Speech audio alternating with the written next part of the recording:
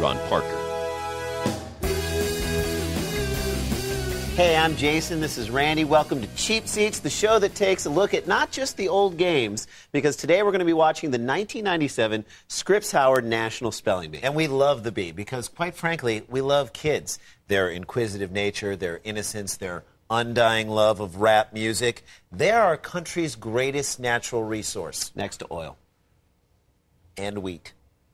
And these kids are particularly amazing because at age 10, they're smarter than we'll ever be. Yeah, throughout this entire spelling bee, Jason and I could only spell 5 words correctly, and 2 of them were spelling and bee.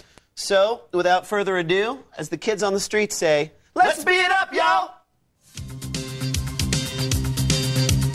Wait, what's that spell? Abagas and ibagas nabs. Look, it's the Shinel Elling Bee. Less than a minute in, and they've already misspelled 2 words. National Spelling Bee. Several weeks ago in local competition. Do they really need the security ropes? I mean, are people constantly rushing the stage? 245 made it. Now it's down to 35. One of them will be crowned the national champion in just a couple of hours.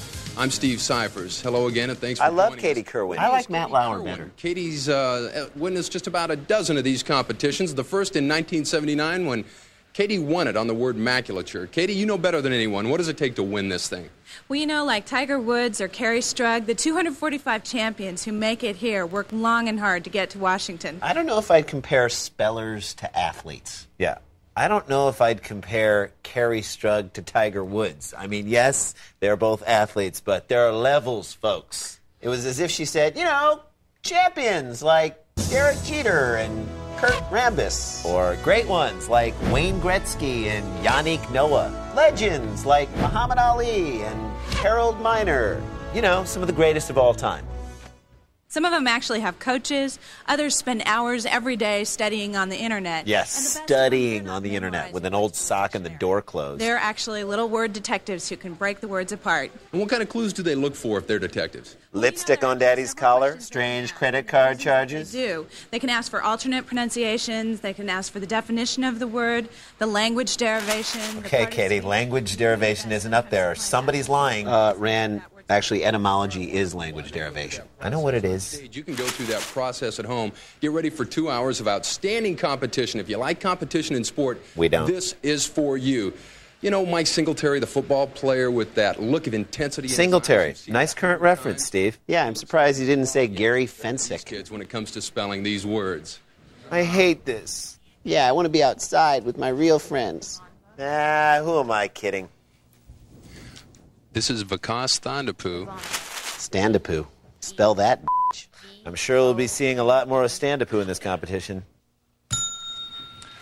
Or not. Is D-V-A-N-D-V-A. Placards courtesy of Flava Flav. You have nothing to be ashamed of. We will need that white shirt back, though. Being taken off to the comfort room. Comfort room. Now, I've heard some interesting things about the comfort room. Well, why don't we go to our comfort room cam and find out? All right.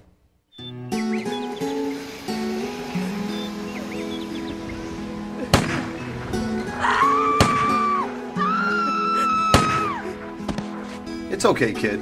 Spelly the Bee says not everybody can be a winner. Somebody's got to be a loser. And that just happens to be you. I suppose that's kind of comforting. Let's get back to the bee. A person skilled in table talk is a dipnosophist. This is Greek. It's one of the questions you said they'll ask throughout the afternoon. Are there any alternate pronunciations? No, just the one. Shivani's father is a doctor. He said he was more nervous for his medical boards. Okay, Steve, stop talking. She's about to spell. I-P-N-O-S-O-P-H-I-S-T. Dipnosophist. Correct. Okay, hold on a second. Freeze it. Were the people who designed these shirts, did they know that this was a competition for kids? Because it looks like they were designing golf shirts for George Murasan. It's not unlike the NCAA basketball tournament, surviving it. Thank God I don't have to sleep in the garage tonight. Hey, it's the Simpsons comic book guy as a kid. Baedeker. Baedeker. Baedeker? Baedeker.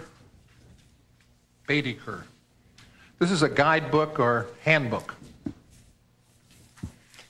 What's the language of origin? He sounds like Sherman from Rocky and Bullwinkle. Mr. Peabody, let's go to the Wayback Machine and find the language of origin. By the time his Italian vacation was over... I wonder what Alex Cameron did before he was a spelling bee pronouncer. Actually, a lot of people don't know this, but he was the announcer for the Chicago Bulls pre-Ray Clay. Really? Mm-hmm.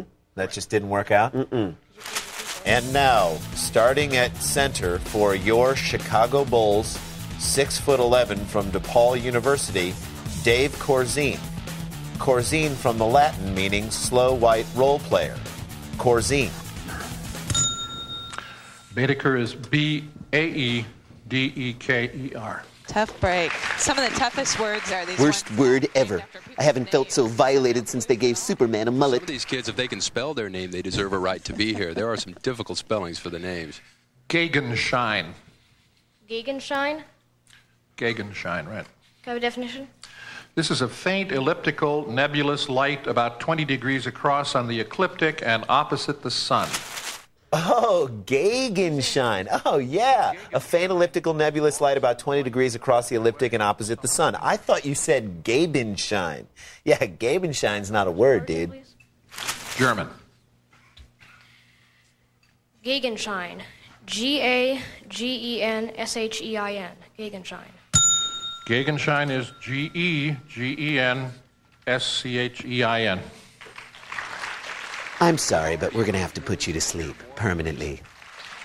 Ugh, that bell is so horrible. It is unapologetic, it is unforgiving, it is unrelenting, and it is not unhumiliating. It's like having some guy standing next to you going, "You got it wrong, dummy, way to go, dummy, you're a dummy, dummy." Okay, hey. I disagree. I think not only is the bell good for the bee, I think it should be used in real life situations. Explain. I will. Yes! My Atlanta Hawks season tickets!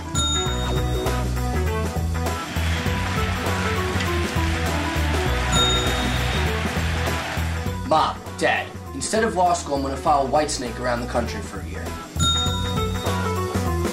Portland selects Sam Bowie.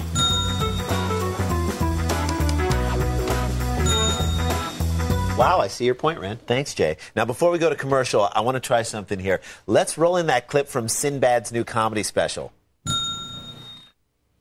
I guess not. All right. During the break, I'm going to go upstairs and ask out that new receptionist.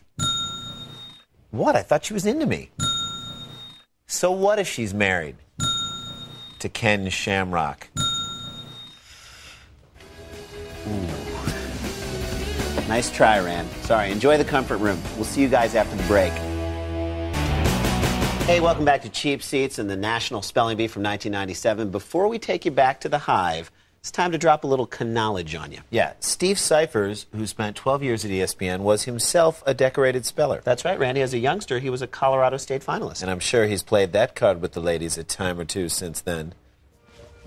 Hey, baby, you know there's more than one way to spell satisfaction.